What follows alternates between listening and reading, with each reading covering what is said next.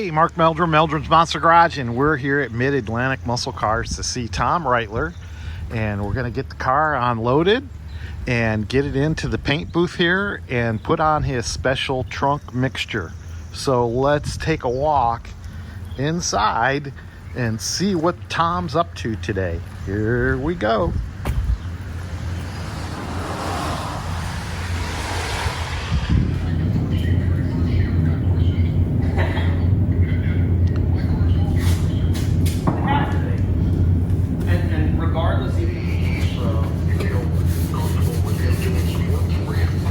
I could use somebody like that now.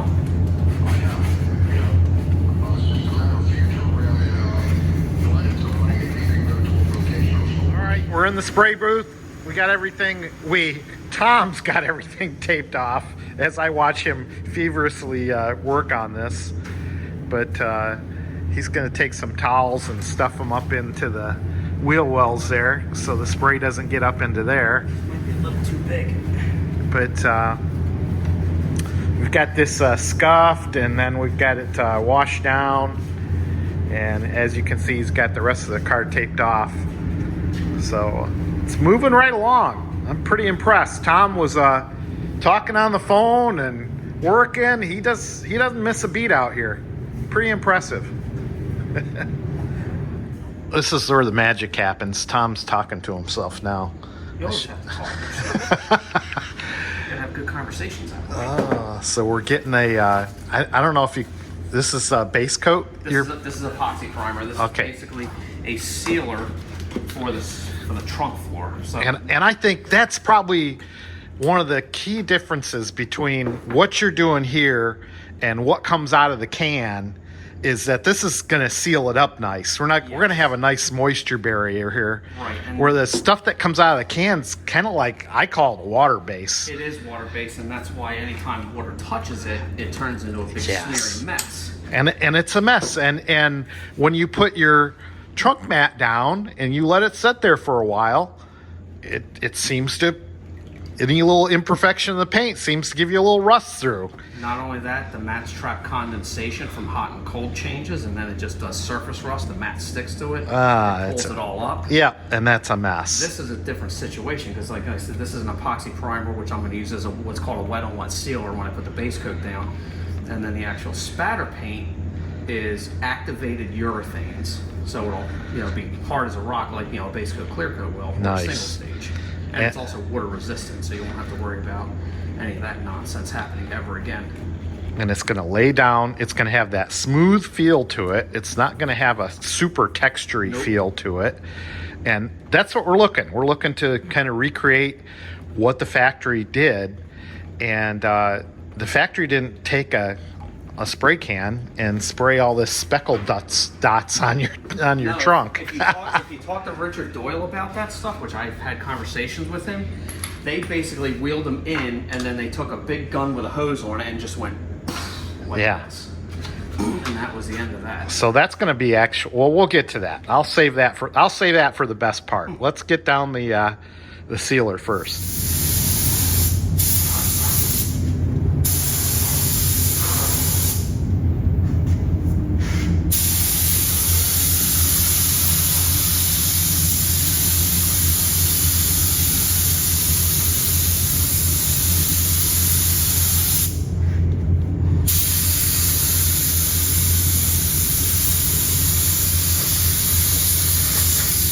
The next layer here, which is what is it? It's not completely black here. It's no, it's a very, very dark gray.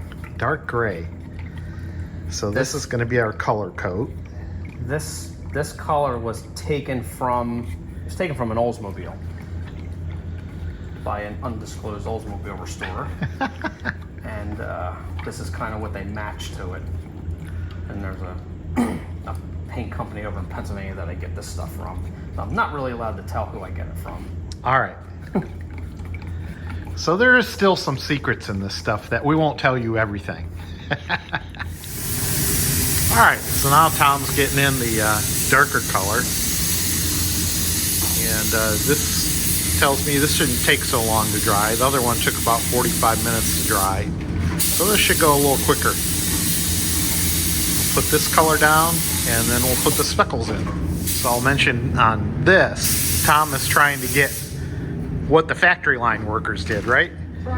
Trying to get the same spray that the factory workers did in the same spots. So I had Tom look at a few pictures of the trunk before he started on it, and now like getting over the hinges and how far up do you go, things like that. He'll get that all straightened out as he sprays now.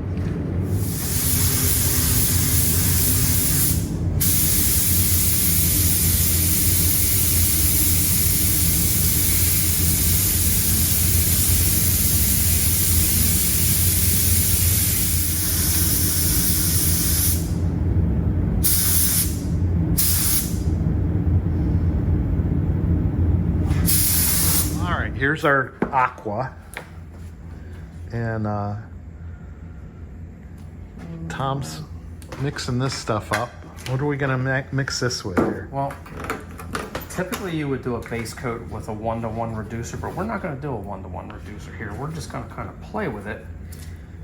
So it's a little bit on the thick side. So it's one of those things where you just have to add, stir, and stuff like that. And it's we got 100% humidity today, I might mention. Yes. It's raining outside, and it's about, I don't know, 71, 72 degrees. Yeah, something like that. So it's very comfortable, but like I say, it's humid today. All right, so he's getting his paint mixed up there. So now Tom's setting his air pressure super, super low. And one of the reasons he's got paper set up back here is so he can do some test patterns and see how the dots come out. So I don't even know if you can see that, but real little dots there. Yeah, we got a good shot of that. And I'm happy with that. If he's happy, and now he's gonna flick his wrist in here. Yep. Ready? All right.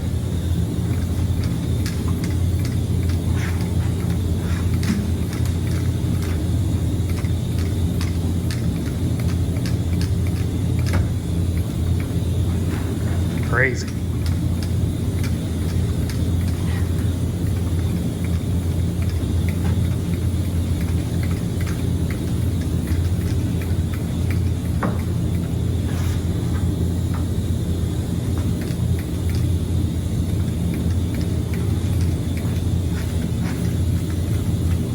Better get out of the way or I'm going to have some trunk spackle on me. Oh, the real trick is trying not to hit the car while you're doing this too.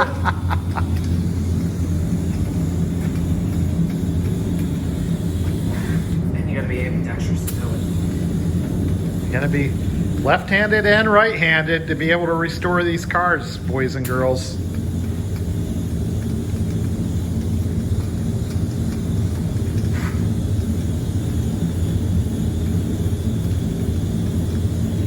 A lot of this is trigger control too, because you don't want to have the fluid, you don't want to have the trigger wide open every time you do this.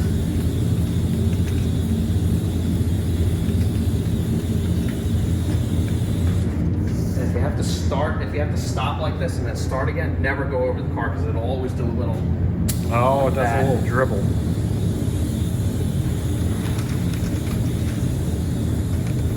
Hear that, Uncle Larry? We had a little dribble mistake the other day.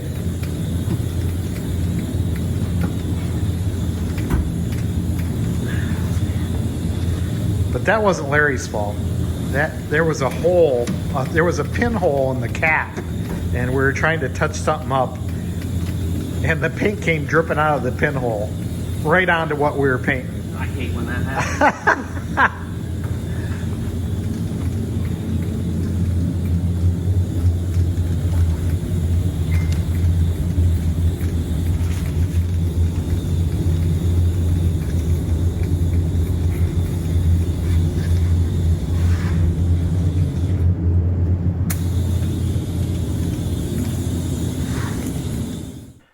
So there you go. We didn't tell you all the secrets, but you got to see how Tom's technique was and some of the paint that he was mixing up there.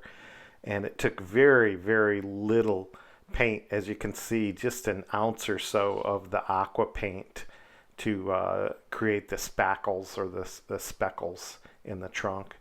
And then he's got a huge, huge tip on there. I can't remember what size it was, but there's a picture of it for you. So let's go look at some other trunks out in Mike's garage to show you what they look like. So I thought I'd show you some trunk spatter paint, original spatter paint. This is a 1969 Chevelle made in Baltimore. Now the cobwebbing was done in 1970 over the original paint, but the trunk's never been painted. So we can take a look inside here and see the coverage. You can see how they went around the hinge there and how they went around the trunk hinge. And then a little bit of a close-up on the spackle itself. And then how high they went. You can see where the rust is there. And then on the other side, it went up a little higher. Interesting. So we take some still shots also. All right. So here we have a 72 heavy Chevy that was built in Baltimore, and pardon the the quart jars that are in the trunk here. Sorry, I didn't want to move things around too much, but you can see what the speckle paint looks like on this one, how they went around the hinges, how they went in the trunk receptor, a little bit different. Here's a little close-up of the speckles. See how high they went.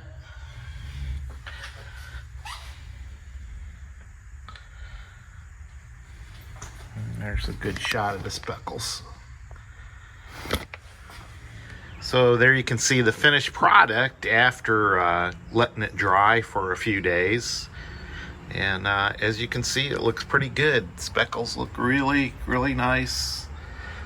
The color match to original factory, I think, is pretty much right on. So there you go. If you have any questions, post them in the comments below here. See ya.